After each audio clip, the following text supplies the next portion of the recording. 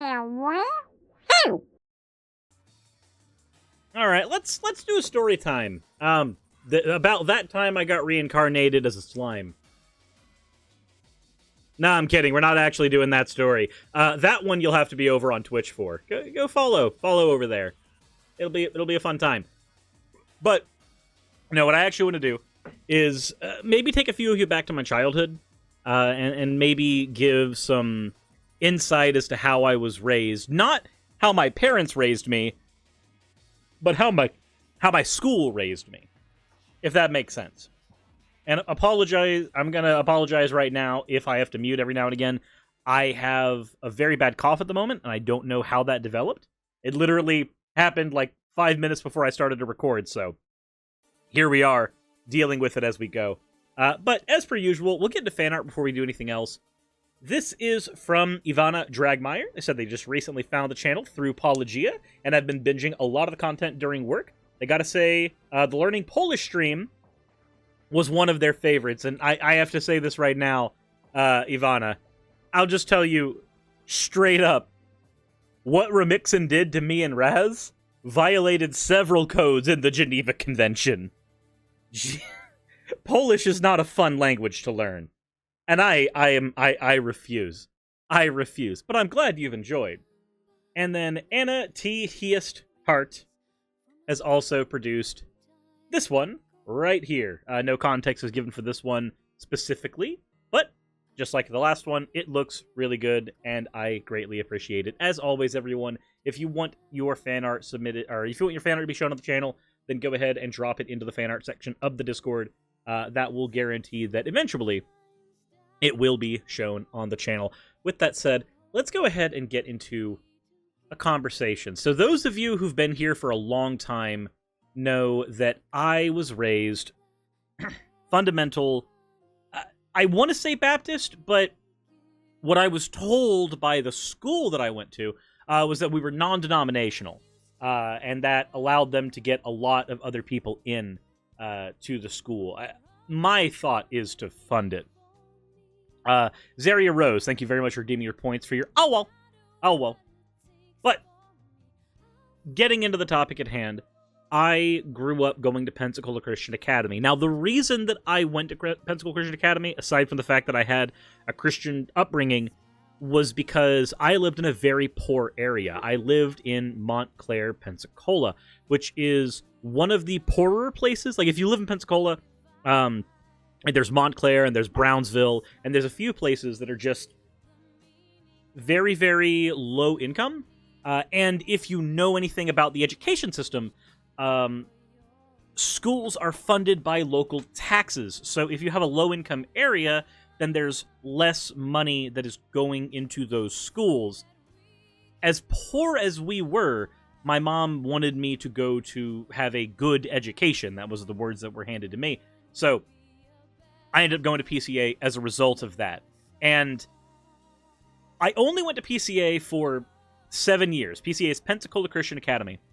And after those 7 years, I ended up switching to public schooling, and there was a world of difference between what I was used to in Pensacola Christian Academy and what I ended up experiencing when I got into public school. And a lot of it ended up being, I ended up being negatively affected socially as a result. Now, I don't blame my mom for this. I don't blame people who sent me here because they didn't know any better. So, for reasons of the area that I grew up in, my mom wanted me to go to Pensacola Christian Academy. In so doing, in going to PCA, I got their particular brand of education. Now, for those who haven't gone, PCA is kind of the love child of Seventh-day Adventist and Independent Fundamental Baptist money. They have a non-denominational education program that is young earth creationist. Now, what does that mean for those of you who might not be aware? So, we are taught at PCA that the earth is 6,000 years old. And the reasons we're given for it are because they mapped out the ages of all of the various people who lived in the Bible. and their ages combined together came to about around 6,000 years old, so that's more important than anything that could be found in scientific literature. And PCA, as a school, they print their own books. The ABECA curricular program is something that if you went to PCA, or if you've been homeschooled, you probably are really, really familiar with. Now, it's not just here. They also do a lot of evangelizing as well. So several of the substitute teachers who work for Pensacola Christian Academy would do things like come around my neighborhood, knock on everybody's doors, and ask if everybody wanted to go up to Bristol Park to hear the good word of the gospel. Now, I already went to PCA, so this was a great thing for me, because I was like, oh, these are people that I know from the campus, and they're teaching people about the good Lord Jesus Christ over in my neighborhood, and these people really need to hear the gospel. And I was told that I was going to be the most persecuted person in the entire world, and if I didn't show my love for Jesus all the time, then he would be very disappointed in me.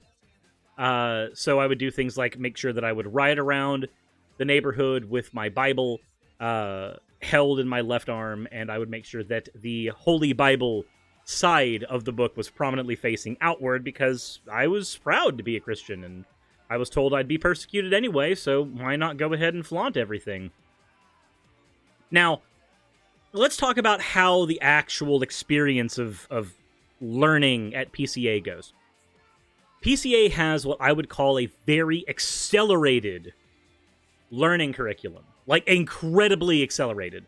So you don't learn how to print, right? So if you went to public school in the United States, you probably learned how to print as your method of writing, and then you learned cursive later. PCA, we didn't do that. PCA, we never learned print. To this day, when I write print, I basically write in almost all capital letters, because, well, I never learned how to write in print, so I have to do my best. Also, I see that Pernia has decided to declare war in this very particular episode of all times.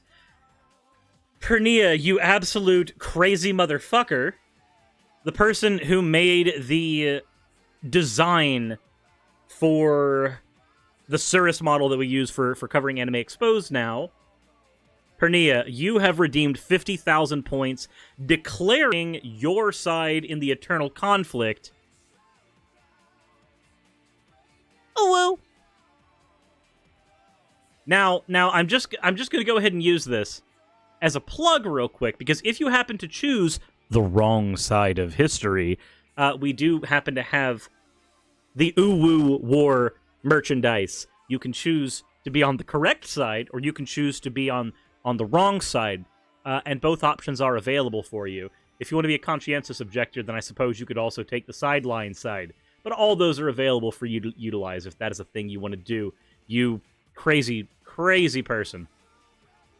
Back to the conversation at hand, though. This accelerated learning curriculum meant that we learned things like algebra in 3rd or 4th grade. Now, simple algebra, but we learned it regardless. We learned things like cursive from K4, so kindergarten at the age of 4, onward. We never learned print at all, so when I was told in public school that I needed to use print for any of my various projects, I just couldn't do it.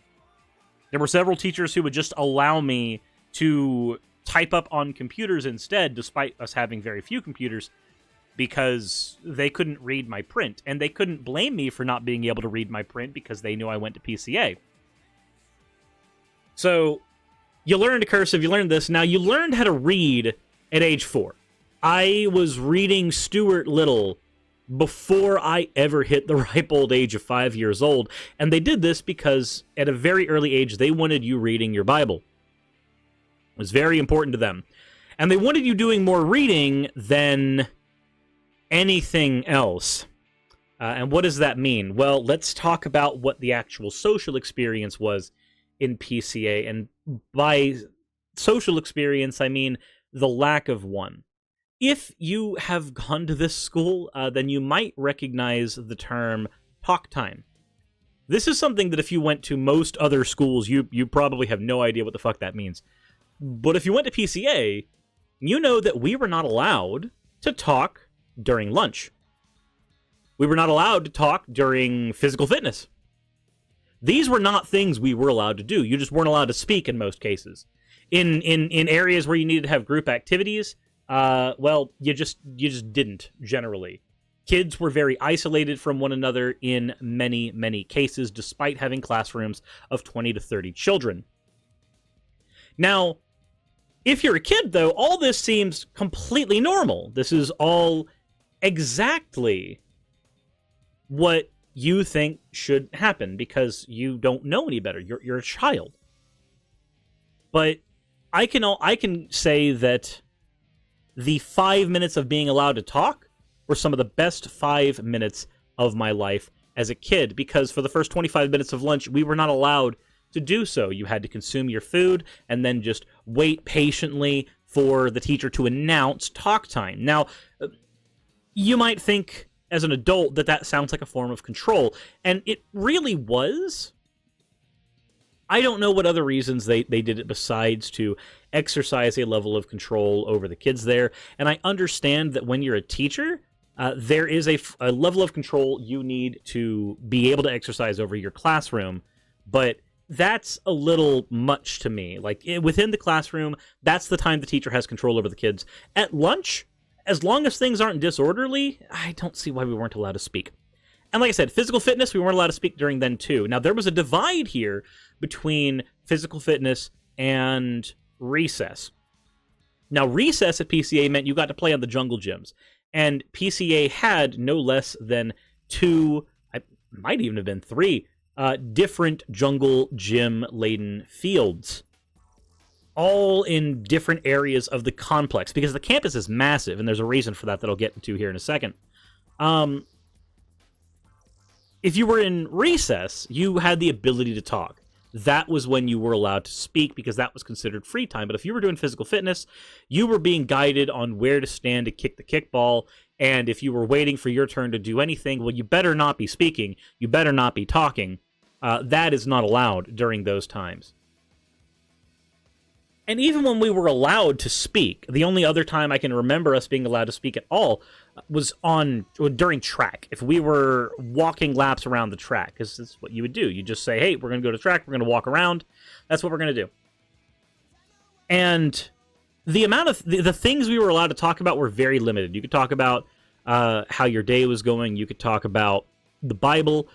But if you talked about anything in the entertainment industry, that was largely considered of the world. Now, if you talked about, say, Adventures in Odyssey, that would not have been considered a faux pas, but we were not allowed to, for instance, talk about Pokemon. In fact, kids were actually given letters from the school that said that if your children watched Pokemon or played the games, they would be going straight to hell.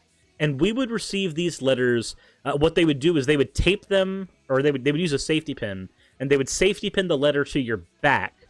And then when you got home, your parent would then remove the letter on the safety pin. They did this when you got punished too.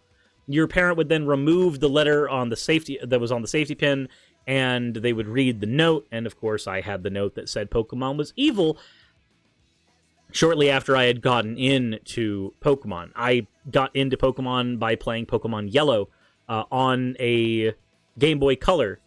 I had a black and white Game Boy, but I got a Game Boy Color for Pokemon Yellow specifically, and that was a huge part of my childhood, and I was being told that this thing that I loved was evil. Now, the only reason they could ever truly give was that it said the word monster. Because the actual name of the franchise was, Pocket Monsters, gotta catch them all, they used the excuse that, oh, well, all monsters are evil, they're all satanic, so the fact that this says monster is enough for us to go ahead and say that this is bad, you're not allowed to do anything with this. That was what PCA would do. That's how they operated. But I'm going to go ahead and get into now how much of your life, if you were a child at PCA, how much of your life was controlled by this school. Now, I've heard stories that people who engage in various social media websites, back in the day, MySpace, would actually receive punishment at school for doing so. Anytime that a new media franchise, Harry Potter when I was a kid, I'd imagine now, Avatar or anything recent, certainly several anime that have come out recently, especially any shonen, anything long-running enough for them to get their hands on, they would say that it's evil, or they would just say all anime is evil, because back then we didn't have a word for it, but we do now. Now, let's talk about exactly how much of your life they got to control. Now, I've had behind me the academic experience and Christian caring environment thing from Pensacola Christian Academy up here for a while. Let's go ahead and talk about Pensacola Christian College. Now, why am I talking about a college when we are not talking about a child who's college age? Pensacola Christian Academy, this organization conditioned you to live and breathe everything PCA. When it was time for school, you went to PCA. During the weekend, when it was time for recreation, you went to Pensacola Christian College, because they had an ice skating rink. Yeah, the college has an ice skating rink. It has a bowling alley. It has putt-putt golf. It had a snack bar. The way Pensacola Christian College was structured was there was one big main building and then several other buildings for academia. The big main building had all of this stuff so that you could play all kinds of games. And then, on top of that, they also had this giant auditorium. So it was basically a megachurch inside this building. It was big enough to hold tons of recreational facilities and also a megachurch, and also had enough funding for an internal ice skating rink, which is expensive as hell to run. Just all kinds of stuff. And I'm nostalgic talking about it because these are some of the most fun times that I ever had as a kid, because I didn't realize that the entire goal of having all this set up was that so you lived and breathed what the organization had to offer. But what happened when it was summertime and it was time to fuck off and go do your own thing? Would they allow the indoctrination to end then? No. You see, parents were heavily incentivized to do something on top of Pensacola Christian Academy. We had a Pensacola summer camp type of thing. We had two of them. The first one was at Pensacola Christian College. You would get dropped off at the summer... You'd get dropped off at the college campus, and you would spend your day there, and then you get picked up by your parents later. And it was time that you got to go from activity to activity to activity, just, having fun. Sometimes you were playing checkers, sometimes you were, doing whatever. And then you would be able to go home at the end, and then you'd go to sleep, you'd wake up, and you'd go back to Pensacola Christian College again to go engage in all the fun activities. So your summer was always just jam-packed with all this fun stuff to do, courtesy of Pensacola Christian College. Now, it was expensive, of course, but this is what they wanted. If you were a kid, they wanted you breathing in recycled air from the Pensacola Christian Academy organization from top to bottom. Every single moment of your life would be encapsulated by this behemoth. And you would basically imagine that was normal. No other school does something like this, to my knowledge, where, every aspect of your upbringing can be catered to by the school. And it's not like most kids get out. Pensacola Christian Academy is a 12-year long, or a grades K through 12 long program. You start and you end there, and then you go to college there as well.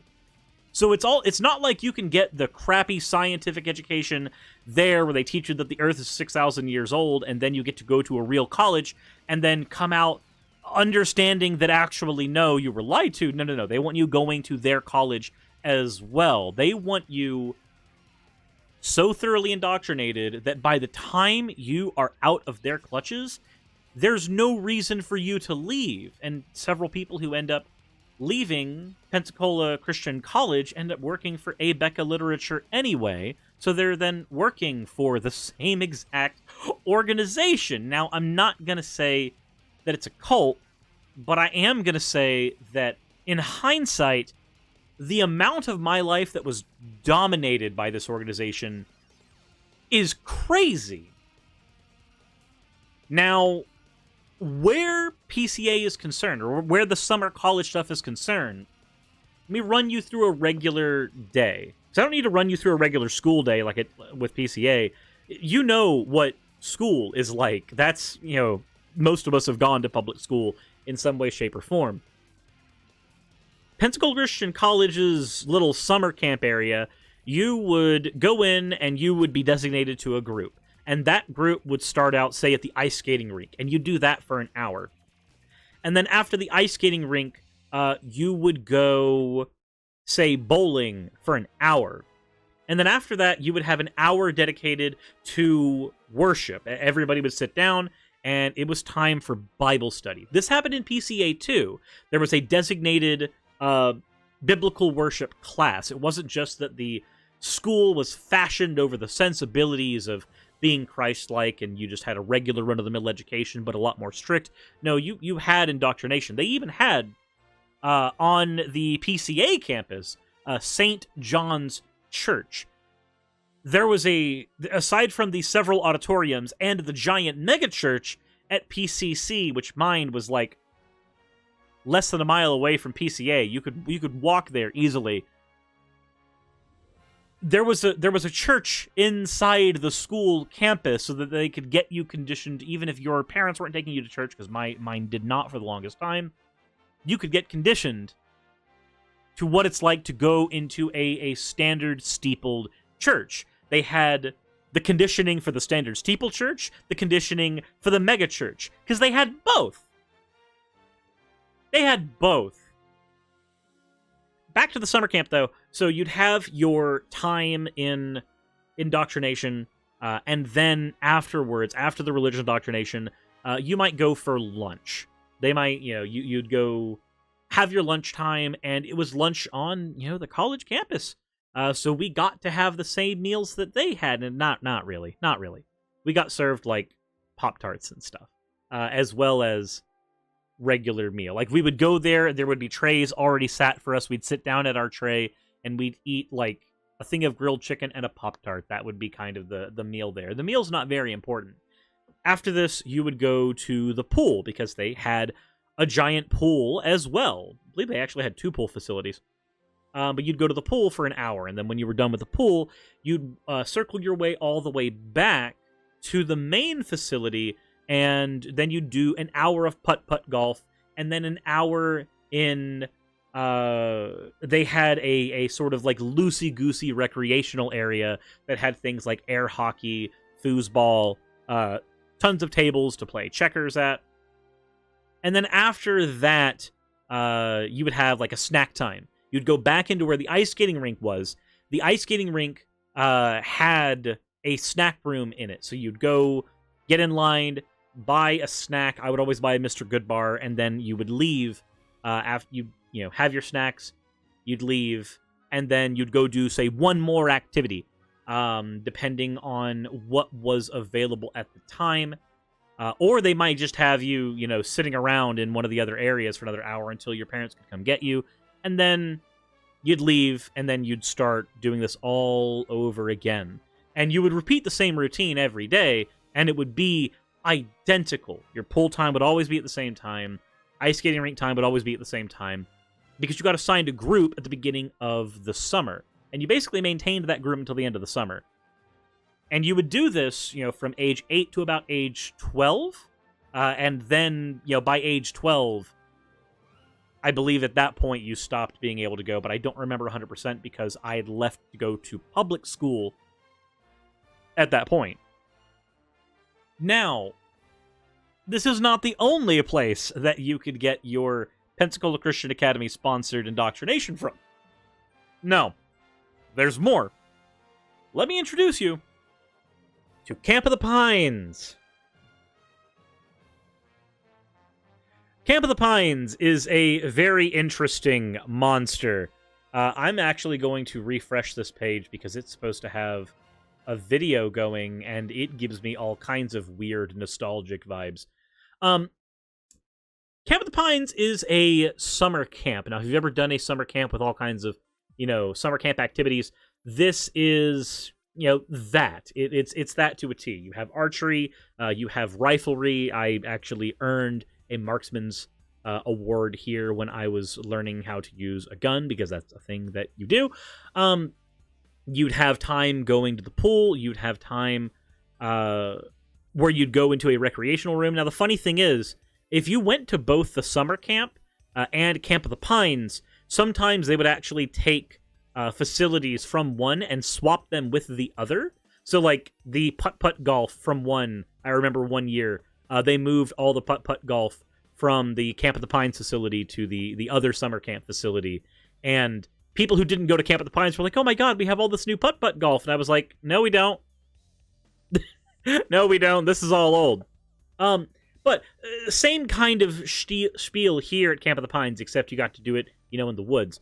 You'd have an hour of activities, and each hour segment of activities would be the same every time, and there would always be religious indoctrination at some point. For Camp of the Pines, there was an early, religious prayer moment. There was about 15 minutes, but then at night, that was when you went to your services, because unlike regular school, they didn't have it as a class. This would be a thing where you go and you sit down in a church that was somewhere between the steepled, down-home country church and the giant-ass megachurch. This is the other church that they owned, the church in the Camp of the Pines. Now, as I watch this footage, I'm just absolutely nostalgic. I want to go back, despite knowing the indoctrination that was here, because, this is my childhood. So, what does this do? Well, this cements a series of just good memories for you. And they're all associated with their particular religion. Now, they also have facilities for you to buy stuff. And that's kind of important, because there's actually going to be a funny story as a result of that. But both Camp of the Pines and Pensacola Christian Academy had their own little stores within them. Why does the school have a store in it to sell all of its merchandise? You tell me. For-profit profits and all that, I imagine. Camp of the Pines made a little more sense. You were there, as opposed to the regular summer camp, you would go to Camp of the Pines for, a week, and you were gone from your parents. You might receive mail from them, you might receive letters every now and again, but you were gone. You were isolated here, and you wanted it that way. It was fun that way. So, I remember being into Bionicle, because I liked Legos, and DC Comics made a series for the Bionicle toys, and I got really into the stories of Matt and Nui. Why does this matter? Well, Camp of the Pines was selling Bionicle pens at one point when I was a kid. There were these pens with like totems stacked on them almost, where you could put Bionicle masks on them, and the masks could actually be taken off of the pens and put onto some of the Bionicle toys. Like, there was a little bit of maneuvering between the different things that you could do there, and I thought that was cool. And this is where I bought those pens. Then, when I went back to Pensacola Christian Academy, I remember using one of these pens in class. Now remember, I bought this pen from Pensacola Christian Academy's Camp of the Pines. They owned it, and I knew that. So I have that pen, and I'm trying to use it in class, and I'm told to put it away. And that I'm probably going to get a note sent to my mom for using that pen. Because remember, you're not allowed to talk about worldly things. You're not allowed to talk about things that are part of multimedia organizations, because we get notes sent in about why those things are evil and why we shouldn't be consuming them all the time. So they see this thing that looks, I guess, vaguely demonic because it has one of the Toa masks on it from Bionicle, and I get in trouble for using that pen. Now, mind you, this is very, very important, because I bought this from Camp of the Pines, I tried arguing against my teacher. Hey, I bought this at Camp of the Pines. This is, like, literally, you guys own it. If you guys weren't okay with it, you shouldn't have sold it. Now, I didn't word it quite that way. I don't remember how I worded it. I was a child. I got detention for that, if memory serves. The amount of times that I got detention in PCA were astounding. I don't remember how often it was, but it was weird to me that I got detention all the time at PCA, and then when I went to public school, I suddenly stopped getting in trouble. The one time I ever got in trouble in middle school was because I stayed too late outside during a track thing and didn't get back to class on time, and my teacher was like, nope, you're going to the principal. That was after I had appendicitis too, so that was fun. But anyway, that is a different story. It's not really important here. Fact is, I didn't change much as a child between PCA and public school, and yet I got in trouble all the time at PCA because of their ridiculously strict nature. Now, I remember Yu-Gi-Oh! Came out when I was at PCA, and they didn't know if Yu-Gi-Oh! Was something they were going to be angry about or not, but eventually they settled on it being evil. I actually remember when I left for public school, a lot of my friends that I had were still from PCA specifically, and we played Yu-Gi-Oh! Because, well, we hadn't yet been told not to by the school. And I remember the moment that my friend Corey and Seth were no longer allowed to play Yu-Gi-Oh! The school had officially denounced Yu-Gi-Oh! By the time I had left, and a lot of parents were like, well, our kids are already playing it, it's fine. There was a moment where Merrick Ishtar played the Hell Poemer card, and it was on the show, and they heard the word hell once, and his parents freaked out and then banned them from playing Yu-Gi-Oh! Ever again. And that's just how that rolled. That's just what happened after that. There's no ifs, ands, or buts. That was it. Because they had already been told by the school Yu-Gi-Oh! Was evil, so you might as well go ahead and just go full throttle after that point. But let's talk a little bit about what happened after PCA. Because remember, earlier in the story, I kind of got into how we were not allowed to chat. We were not allowed to talk, for the most part, at Pensacola Christian Academy. Why did that matter, aside from the fact that it really screws up, children when they should be learning how to socialize, and instead they're just learning how to suck up information like a sponge and not how to talk? I got to public school. It was the first time I ever heard a curse word. Outside of, my neighborhood, where everybody cursed. But I had never heard one in a school, and to me, school was like that sacred place you didn't do that.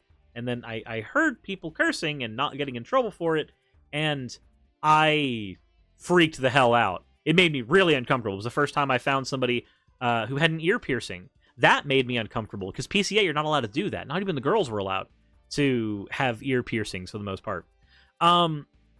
Just all kinds of things that were not within my social paradigm, my personal social zeitgeist. None of that was what I was used to. But the other thing was the talking. I went to Brown Barge Middle School, and people talked there a lot. And that was so weird to me as a kid who I didn't. I just didn't talk. Because PCA didn't let you. Didn't help that by the time I got home, my stepdad was also sort of abusive, so I didn't talk at home a lot either. But, combine all that together. So my first year at Brown Barge was a year of me not knowing how to engage in confrontation with my peers. It was a year of me not knowing how to even talk with any of the other children. The amount of times that I spent with my head in my arms in a desk, just crying my eyes out, as silently as I could manage. Everybody else thought I was sleeping. I can't count them. I can remember doing it for various group science projects because I didn't know how to communicate with other kids. It was just not something I knew how to do. I remember specifically we had this science project where we had to construct a cell, right? We had to construct a cell. It was a arts and crafts project, and one person made a cake with gummy worms and stuff to kind of like facilitate where the different things on the cell were. And I didn't know how to ask for a piece of the cake. I didn't know how to ask for a gummy worm, and it was just ripping me apart because I didn't have those social skills. They were gone. They never got a chance to form. It wasn't until I started going to card shops and playing Yu-Gi-Oh! And things like Magic with other people that I started to actually learn how to communicate with other people around me without struggling. I didn't know how to do that because I didn't get to do it in school. And these are your formative years. And remember, it was going to be like that practically forever.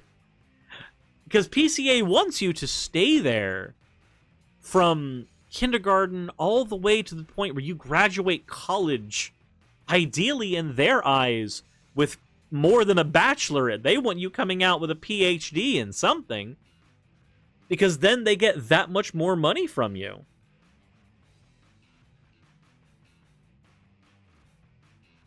But this is how I grew up. This is what Pensacola Christian Academy did to me as a kid. And if anybody wonders, why did I start this channel? Why do I care so much about kids being forced into ideologies that are toxic and caustic?